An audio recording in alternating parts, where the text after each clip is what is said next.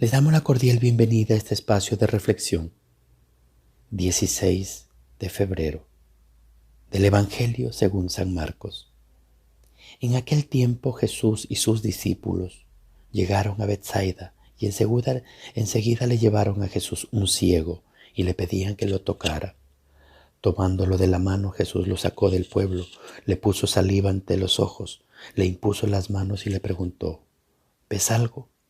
El ciego, empezando a ver, dijo: veo a la gente como si fueran árboles que caminan. Jesús le volvió a imponer las manos en los ojos y el hombre comenzó a ver perfectamente bien. Estaba curado y veía todo con claridad. Jesús lo mandó a su casa diciéndole: vete a tu casa y si pasas por el pueblo, no se lo digas a nadie. Palabra del Señor. Gloria a ti, Señor Jesús. Continuamos con la carta a Santiago. En esta primera lectura nos da unos cuantos consejos. Empieza hablándonos de la velocidad. Sean prontos para escuchar, lentos para hablar y lentos para la ira. Fácil de entender, difícil de explicar. Nos pide como orientación general de vida aceptar dócilmente la palabra y nos advierte que aceptar la palabra no es solamente escucharla, sino también ponerla en práctica. Si le hacemos caso, obtendremos el premio de la felicidad que todos tanto deseamos. También nos pide tener a raya la lengua, que podemos traducirla, que hablemos desde la bondad y desde el amor, buscando siempre hacer el bien a los demás y nunca desde el mal y para hacer daño a nuestros hermanos. Nos da un doble consejo para terminar este pasaje: visitar huérfanos y viudas en sus tribulaciones, personas siempre en delicada situación, y no mancharse por las manos con este mundo, es decir, que no vivamos según los criterios de este mundo, entendiendo aquí mundo como lo contrario a Dios. Vivamos más bien guiados siempre de la mano de Jesús. Jesús cura a un ciego en Betsaida, la patria de los apóstoles, Pedro, su hermano Andrés y Felipe. La estructura habitual de la narración de los milagros no es observada aquí por el evangelista. Las circunstancias del enfermo se limitan a decir que es un ciego y no mencionaban la reacción de la gente.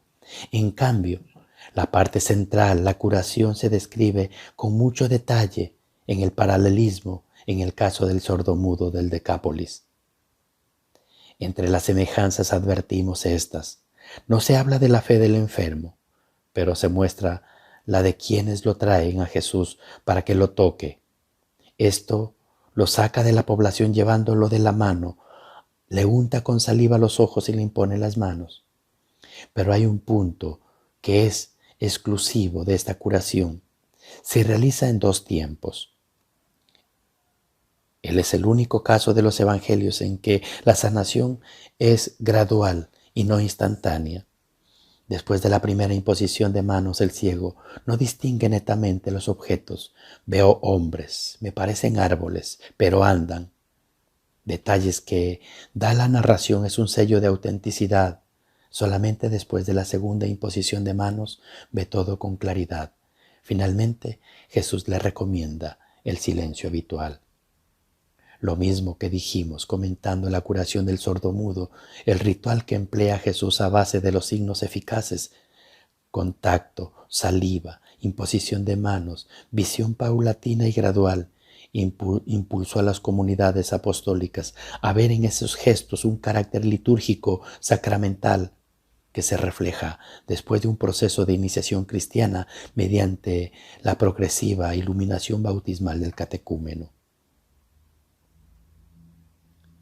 Esto es opinión. Para llevarlo a una meditación que es común entre los biblistas, que la intención del evangelista fue añadir al relato de la curación del ciego un valor simbólico, como deduce de su colocación en un proceso gradual. Respecto a la ubicación del episodio del Evangelio de Marcos, recordemos que la primera etapa del ministerio de Jesús en Galilea concluye con la animadversación de los fariseos y herodianos hacia él, y la segunda con el rechazo de los paisanos de Nazaret, y la tercera, en cuyo final estamos, la llamada, la sección de los panes y de la multiplicación, de lo que hace reseña Marcos, corre el peligro de terminar con el embotamiento del corazón de los discípulos, según le reprochaba ayer. ¿Para qué les sirven los ojos si no ven y los oídos si no oyen? ¿No acaban de entender?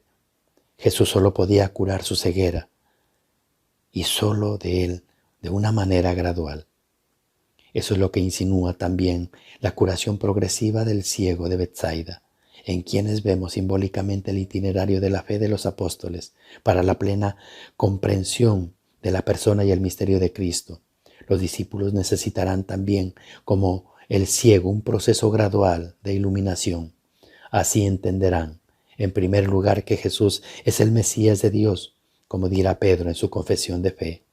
En un segundo paso, verán la clase de Mesías que es Él, el siervo paciente del Señor, y no el triunfador político que ellos imaginaban. El itinerario de la fe tiene un itinerario que nosotros, como los apóstoles, hemos de recorrer progresivamente y no sin vacilaciones, entre luces y sombras, avances, retrocesos, entendiendo a veces, preguntándonos otras muchas, avanzamos en el conocimiento de Dios mediante el seguimiento de Cristo.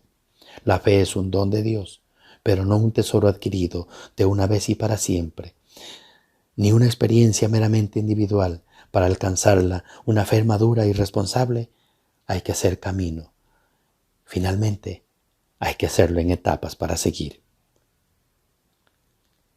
Alerta ante los signos de Dios. Es nuestra vida personal. En el mundo son múltiples y hay que saberlos leer. Es una búsqueda para encontrar y reconocer a Dios, especialmente en los signos de la pobreza. Para eso habrá que afrontar penalidades y renuncias a instalarnos cómodamente. El don de la fe requiere nuestra colaboración, porque Dios no lo tenemos asegurado, menos aún domesticado. Por eso hay que repetir siempre como el salmista: tu rostro buscaré, Señor, no me escondas tu rostro. Y finalmente el anuncio de este testimonio de la luz que ilumina nuestra vida, Cristo, el Señor resucitado. La vocación cristiana es misionera por su misma naturaleza, y por eso en nuestra conducta hemos de evitar también a toda costa la degradación de la sal y de la levadura, a fin de ser luz de Cristo para los demás. Gloria al Padre, al Hijo y al Espíritu Santo, como era en el principio, ahora y siempre, por los siglos de los siglos. Amén.